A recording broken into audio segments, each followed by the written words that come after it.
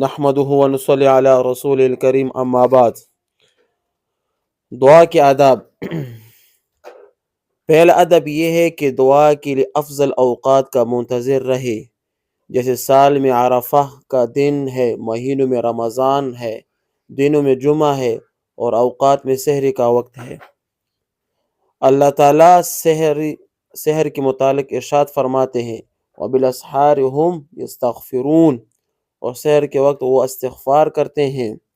حضرت صلی اللہ علیہ وآلہ وسلم فرماتے ہیں، جس کا مفہوم یہ ہے جب رات کا آخری تہائی حصہ باقی رہ جاتا ہے، اللہ تعالیٰ دنیا پر جلوہ افروز ہوتے ہیں اور فرماتے ہیں کوئی ہے جو مجھ سے دعا مانگے اور میں قبول کروں، کوئی ہے جو مجھ سے درخواست کرے اور میں عطا کروں، کوئی ہے جو مجھ سے مغفرت چاہے میں اس کی مغفرت کر دوں۔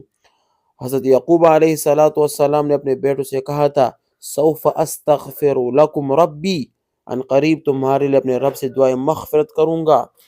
کہتے ہیں کہ حضرت یعقوب علیہ السلام سحر کے وقت مغفرت کی دعا کرنا چاہتے تھے، چنانچہ آپ رات کی پچھلی پہر نیند سے بیدار ہوئے اور دعا مانگی۔ تمام بیٹے دعا کے وقت موجود تھے اور آمین آمین کہہ رہے تھے۔ اللہ تعالیٰ نے وحی کے ذریعے مغفرت کی اطلاع فرمائی۔ دوسرا ادب یہ ہے کہ ایسے حالات میں دعا ضرور مانگے جن میں قبولیت کی امید ہو۔ حضرت ابو ہریرہ رضی اللہ تعالیٰ عنہ فرماتے ہیں ان 3 اوقات و وقتوں میں آسمان کے دروازے کھل جاتے ہیں۔ نمبر 1، فوج دشمنوں کے مقابلے میں صف آراں ہو۔ نمبر 2، بارش ہو رہی ہو۔ نمبر 3، فرض نماز کے لیے تکبیر کہے جا رہی ہو۔ حضرت مجاہد رحمۃ اللہ علیہ کہتے ہیں کہ نمازوں کے لیے بہترین اوقات مقرر کیے گئے ہیں، فرض نماز سے فارغ ہونے کے بعد ضرور دعا مانگا کرو۔ سرکار دو عالم صلی اللہ علیہ وآلہ وسلم کا ارشاد ہے اذان اور تکبیر کے درمیان دعا رد نہیں ہوتی۔ ایک حدیث میں ہے، اس کا مفہوم یہ ہے روزہ دار کی دعا رد نہیں ہوتی ہے۔ حقیقت یہ ہے کہ اوقات کے بہتری سے حالات بھی بہتر ہو جاتے ہیں۔ مثلا سحر کا وقت صفائی قلب کا وقت ہے، آدمی اس وقت اخلاص کے ساتھ عبادت کر سکتا ہے۔ اسی طرح عرفہ اور جمعہ کے دن، دونوں دنوں میں باری تعالیٰ کی خاص رحمتیں نازل ہوتی ہیں، کیونکہ ان دونوں دنوں میں لوگ عام طور پر اللہ کی طرف متوجہ رہتے ہیں۔ توجہات کی اس اجتماع سے باری تعالیٰ کی رحمت کو تحریک ملتی ہے۔ اوقات کے شرف و فضل کا یہ ایک ظاہری سبب ہے، کچھ باطنی اسباب بھی ہو سکتے ہیں جس سے انسان واقف نہیں۔ سجدے کی حالت میں دعائیں زیادہ قبول ہوتی ہیں۔ حضرت ابو ہریرہ رضی اللہ تعالیٰ عنہ نبی کریم صلی اللہ علیہ وسلم کا ارشاد نقل کرتے ہیں، مفہوم ہے بندہ سجدے کی حالت میں اپنے رب سے زیادہ قریب ہوتا ہے، سجدے میں بکثرت دعائیں کیا کرو۔ حضرت ابن عباس رضی اللہ تعالیٰ عنہما کی روایت ہے کہ حضرت صلی اللہ علیہ وسلم نے ارشاد فرمایا مجھے رکوع اور سجدے میں قرآن پڑھنے سے منع کیا گیا ہے، اس لیے رکوع میں اللہ تعالیٰ کی عظمت بیان کیا کرو اور سجدے میں دعا کے لیے کوشش کیا کرو۔ سجدے اس لیے متعین کی گئی ہیں کہ تاکہ تمہارے دعائیں قبول ہوں۔ تیسرا ادب یہ ہے کہ قبلہ رو ہو کر دعا کرے اور دعا کے لیے ہاتھ اس قدر بلند کرے کہ بغلوں کی سفیدی چمکنے لگے۔ حضرت جابر ابن عبداللہ رضی اللہ تعالیٰ عنہما کی روایت ہے کہ عرفہ کے دن سرکار دو عالم صلی اللہ علیہ وسلم وقوف کے لیے میدان عرفہ میں تشریف لائے اور قبلہ رو ہو کر دعا کرتے رہے یہاں تک کہ آفتاب غروب ہو گیا۔ حضرت سلمان فارسی رضی اللہ تعالیٰ عنہ سرکار دو عالم صلی اللہ علیہ وسلم کا ارشاد نقل فرماتے ہیں، مفہوم یہ ہے تمہارا رب حیا والا ہے، کریم ہے، اسے اس بات سے شرم آتی کہ اس کا بندہ دعا کے لیے ہاتھ اٹھائے اور وہ انہیں خالی لوٹا دے۔ سبحان اللہ۔ انس رضی اللہ تعالیٰ عنہ کہتے ہیں کہ حضرت صلی اللہ علیہ وآلہ وسلم دعا کے لیے اس قدر ہاتھ اٹھایا کرتے تھے کہ بغلوں کی سفیدی ظاہر ہو جاتی تھی اور دعا میں انگلیوں سے اشارہ نہیں کرتے تھے۔ حضرت ابو ہریرہ رضی اللہ تعالیٰ عنہ فرماتے ہیں ایک مرتبہ حضرت صلی اللہ علیہ وآلہ وسلم ایک شخص کے پاس گزرے، وہ شخص دعا میں مشغول تھا اور شہادت کے دونوں انگلیوں سے اشارہ کر رہا تھا۔ حضرت صلی اللہ علیہ وسلم نے فرمایا احدن یعنی ایک انگلی کافی ہے۔ حضرت ابو درداء رضی اللہ تعالیٰ عنہ کہتے ہیں کہ ان ہاتھوں کو زنجیروں میں قید ہونے سے پہلے دعا کے لیے اٹھا لو، دعا کے بعد دونوں ہاتھ اپنے منہ پر پیر لینا چاہیے۔ حضرت عمر ابن خطاب رضی اللہ تعالیٰ عنہ کی روایت میں ہے کہ حضرت صلی اللہ علیہ وآلہ وسلم کا معمول تھا کہ جب آپ دعا کے لیے ہاتھ پھیلاتے تو اپنے چہرے پر پیر بغیر نہ ہٹاتے۔ حضرت عبداللہ بن عباس رضی اللہ تعالیٰ عنہ فرماتے ہیں حضرت صلی اللہ علیہ وسلم جب دعا مانگتے تو دونوں ہتھیلوں ملا لیتے اور ان کے اندرونی رخ اپنے منہ کی طرف کر لیتے تھے۔ یہ ہاتھوں کے حیت کا تذکرہ ہے۔ دعا کے وقت نگاہیں آسمان کی طرف نہیں کرنی چاہیے۔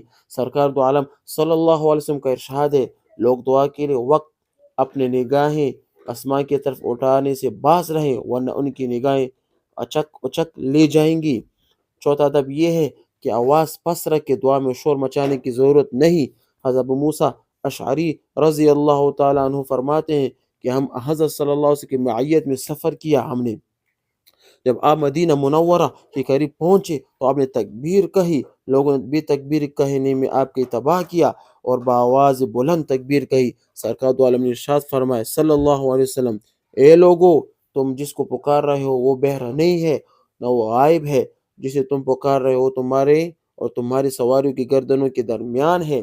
قرآن شریف میں ارشاد فرمایا گیا ہے وَلَا تَجْهَرْ بِصَلَاتِكَ وَلَا تُخَافِتْ بِهَا، اور اپنی نماز میں نہ تو بہت پکار کر پڑھی اور نہ بالکل چپ کی ہی سے پڑھے۔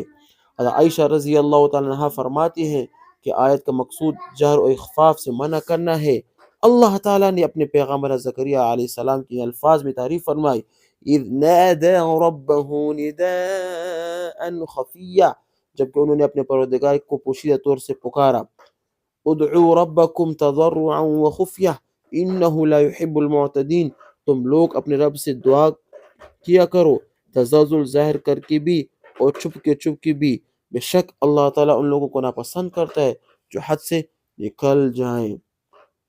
پانچواں ادب یہ ہے کہ دعا میں قافیہ بندی کا تکلف نہ کرے، اس لیے کہ دعا مانگنے والے کی حالت اور آزار کرنے والے کی مشابہ ہے۔ ایسے شخص کو تکلف زیب نہیں دیتا۔ سرکار دو عالم صلی اللہ علیہ وسلم کا ارشاد ہے عن قریب کچھ لوگ ایسے ہوں گے جو دعا میں حد سے زیادہ تجاوز کریں گے۔ چھٹا ادب یہ ہے کہ دعا میں تضرع، خشوع، رغبت اور خوف ہو۔ اللہ تعالیٰ ارشاد فرماتے ہیں انہم کانوا یسارعون فی الخیرات ویدعوننا رغبا ورہبا، یہ سب لوگ نیک کاموں میں دوڑتے ہیں اور امید و بیم کے ساتھ ہمیں پکارتے ہیں۔ ایک جگہ ارشاد ہے تم لوگ اپنے رب سے دعا کیا کرو تزلزل ظاہر کر کے بھی اور چھپ کے بھی۔ سرکار دو عالم صلی اللہ علیہ وسلم کا ارشاد ہے جب اللہ تعالیٰ کسی بندوں کو چاہتا ہے تو اسے آزمائش میں مبتلا کر دیتا ہے تاکہ اس کی گروزاری سنے۔ ساتواں ادب یہ ہے کہ دعا یقین کے ساتھ دعا کرو۔ حضرت صلی اللہ علیہ وسلم فرماتے ہیں جب تم دعا کرو تو یہ مت کہا کرو کہ اللہ تعالیٰ اگر چاہے تو میری مغفرت فرمائے، اے اللہ اگر تو چاہے تو مجھ پر رحم کر۔ درخواست یقینی ہونی چاہیے کیونکہ اس پر کوئی زبردستی کرنے والا نہیں ہے۔ آٹھواں ادب یہ ہے کہ دعا میں مبالغہ نہ کرو اور دعا کے الفاظ 3 بار کہو۔ عبداللہ بن عباس رضی اللہ تعالیٰ عنہ فرماتے ہیں یہ روایت ہے کہ حضرت صلی اللہ علیہ وسلم 3 مرتبہ دعا فرماتے اور 3 مرتبہ سوال کرتے۔ 9 ادب یہ ہے کہ اللہ تعالیٰ کے ذکر سے دعا کی ابتدا کرے۔ حضرت سلمہ ابن الاکوع فرماتے ہیں کہ میں نے حضرت صلی اللہ علیہ وآلہ وسلم کو کبھی نہیں سنا کہ آپ نے دعا کی ہو اور شروع میں الفاظ نہ کہا ہو سبحان رب الاعلی الوہاب، پاک ہے میرا رب عظیم عطا کرنے والا ہے۔ 10واں ادب یہ ہے کہ بارگاہ خداوند میں صدق دل سے دعا توبہ کرنا، اس کا تعلق باطن سے ہے۔ قبولیت کا اصل اور قریب ترین سبب یہ ہے کہ بارگاہ خداوند میں صدق دل سے توبہ کرے اور حق داروں کے حقوق ادا کرے۔ تو میرے بھائیو بہنوں یہ کچھ آداب تھے تقریباً 10۔ ان آداب کو اختیار کر کے جب ہم دعا کریں گے تو انشاءاللہ اللہ سے امید ہے کہ ہمارے دعائیں قبول ہوں گی۔ وآخر دعوانا ان الحمد للہ رب العالمین۔